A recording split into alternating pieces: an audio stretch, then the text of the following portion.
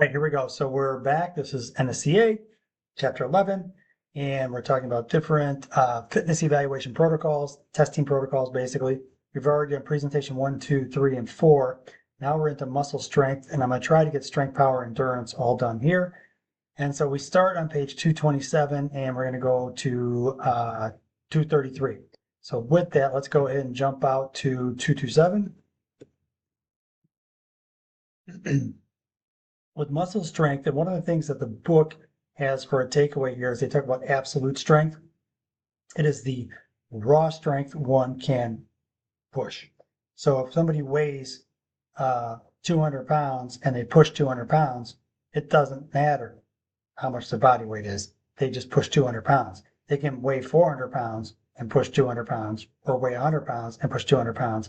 The absolute strength is the amount of weight that's pushed. The relative strength is a relationship to the weight that's moved as compared to a person's body. So for example, if I weigh 100 pounds and I push 200 pounds, I'm pushing twice my body weight. If I weigh 200 pounds and I push 200 pounds, I'm basically pushing my own body weight. It's a 1-to-1 ratio. If I'm throwing around 400 pounds, now I'm a 2-to-1 ratio. So that'd be relative strength, kind of a pound for pound metric, if you will. But the book notes and the takeaway is absolute strength. Multiple repetition maximum bench press. This is one you'll probably use in your practice at some point. It can be a little bit labor intensive in terms of, you're trying to come up with a 5 RM, meaning 5 rep max. And it's a matter of increasing or decreasing the weight by, a couple pounds each time. I'll tell you that most people that come in will be so deconditioned that you really don't need to do an actual multiple repetition or even any kind of maximal test for your client, because the training stimulus you're going to apply to them will be taxing enough. And they might be doing 15 pounds on a seated chest press today, and you can calculate out mathematically what their max is based off of that. But in a week when they come back in, because they have the body of content for doing a chest press, their body will recognize the movement pattern, and to a certain degree, they'll be more familiar with it. They won't be stronger per se at this point, but they'll have better coordination. They'll probably be able to push a little extra weight. And then the week after that, they'll probably be able to push a little extra weight. And so my point to you is this: the difference between the starting point for your clients today and what their actual max is so big that at this point you're not even really calculating out a max. You're just kind of calculating out what they can tolerate at this point. Eventually, when you've trained them enough and there's more content that's been introduced and they're more familiar with that content, then you can start to introduce maxes. But I would not, and I've not as a practice done multiple rep maximum bench press or leg press with my clients. I've just kind of incrementally calculated out or incrementally increased weight on the front end to increase the training stimulus to have my client become more familiar with the exercise, but also become more and better acclimated to the weights that are placed on them, with the understanding that muscle, tendons, other connective tissue as well, ligaments, and also bones all get stronger at inherently different rates. So the first part of your content that you deliver to your client is about putting in a low-level training stimulus so you don't blow them out of the water. So I kind of shy away from multiple repetition or even 1 rep maxes for my clients on the front end. But this is the protocol to go ahead and calculate out a multi-rep max for both bench press and leg press, Muscle power, the difference you have here is we're talking a little bit more about explosiveness, and they get into these 2 different tests, right? The vertical jump test, which would be obviously for lower body. You're jumping, and they put some chalk on the fingers, and you touch the wall, and you measure the distance that you jumped. And it's the difference between where your hand touches the wall and then where your hand touched the wall when you jumped. There's a couple little tricks here to be able to get a little bit higher, but long story short, that's it. There are pieces of equipment that are used in the industry. One is a Vertec, which you can look up. The other is the switch mat, which calculates your hang time, meaning how long you've been in the air and due to gravity being a constant, we can calculate out what your actual vertical jump is. But the takeaway that the book provides here is record the vertical height in centimeters or inches as a distance between standing reach height and then the highest chalk mark out of at least 3 attempts, and you want to have it separated by 60 seconds.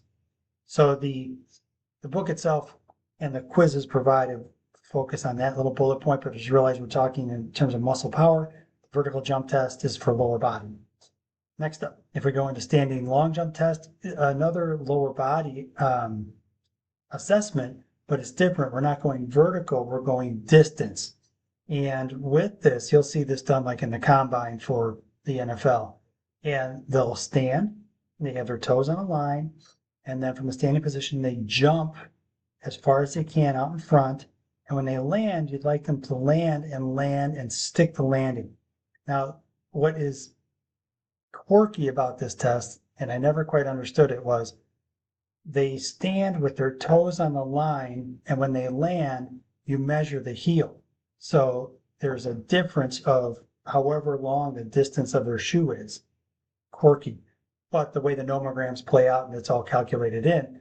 But I'll just say this, there's an area of inconsistency here between, say, I jump 10 feet and the person next in line jumps 10 feet, but I have a size 10.5 shoe and that person has a 12.5 shoe. The distance between their toe and their heel is going to be different, longer for them than it will be for me. So it kind of changes the actual distance of the broad jump. So I just kind of point that out, but realize that the test is so standardized and there's so much data for this test that you really don't have to stress too much about that, but just it's a quirky thing that I have with the test. Medicine ball chest pass. That's going to be an upper body muscular power exercise where you're seated, laying back on the bench here. You keep the shoulders and the head on the bench. You take the medicine ball and you throw the medicine ball as far as you can. Now the medicine ball itself is different in terms of weight. It's 6 kilo, here you are, for females and 9 kilo for males. And you need to measure how far the person throws the ball, and then you take that distance and you plug it into a nomogram to determine just how well they did compared to normative values. Muscle endurance, YMCA bench press test. You're using a metronome, and the person has to go down, up, and the resistance itself is 80 pounds for male and 35 pounds for female. Now, if you have some big bencher that comes in and can do 315 pounds on a bench press, you're going to be there all day with this guy. So this is a great example how this test might not be the best fit for somebody who's a big bencher. But I will tell you, you're trying to have the person keep the cadence at 60 beats a minute to establish a rate of 30 repetitions per minute, meaning down, up for 30 times a minute. So the 60 beats a minute on a metronome, when it goes click, click, click, click, it's bottom position, top position, bottom position, top position. And again, you use that information, you plug and chug, you go through your nomogram to determine the normative values. With the sit-up test, this is often done in any number of different formats in different environments. But what you have is a person doing as many sit-ups as possible while a person holds their feet or ankles to keep them from moving around too much. And they do the test while they're laying flat on the ground. And when they sit up, they touch the elbows to the thighs. So that's kind of like how you standardize this in terms of range of motion. You'll see this done sometimes where it's a stick underneath the legs and they have to touch their heels and then come back. They touch their heels and then come back. And it's just a matter of how many sit-ups they can do in a standard amount of time or a certain amount of time. Now here's the takeaway. When people start to get tired on this exercise, you see the mechanics change in the knee and the hips. People flop back down, they kind of bounce back up.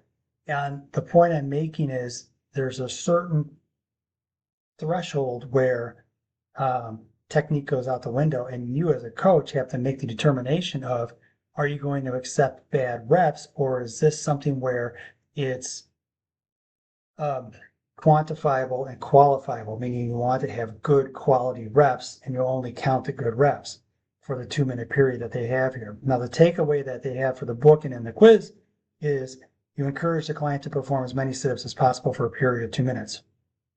With the prone double straight leg raise test, which is a mouthful to say, it's lying face down and you're using glutes, hamstrings, and a little bit of low back to go ahead and pick the toes up off the ground. And with this, what you'll find is there's going to be people who are way more flexible on the front side of their body and can get their toes up in this position, whereas others cannot. So with this double straight leg test, you're looking at how well the low back muscles can actually pick up the legs and how well the glutes can pick up the legs. But I would also contest that you have some front side mechanics that would be a limiting factor here in terms of reciprocal inhibition. For me to be able to get my toes up off the ground, like this person over here on the right, I have to be flexible enough on the front side to be able to make that happen. And when you're doing this test, you pick the legs up and you record how long they can hold that height in seconds. And when they can no longer maintain the knee clearance from table or floor, then you use that time in table 1127. It's an okay test. It's one that I probably maybe just used in my schoolwork. I've never really used in a practical setting, but it's in the book and I want you guys to see it.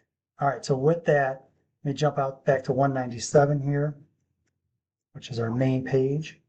And on 197, we got through these 3 tests. Now we're going to come back to flexibility. All right, so I'm signing off from here.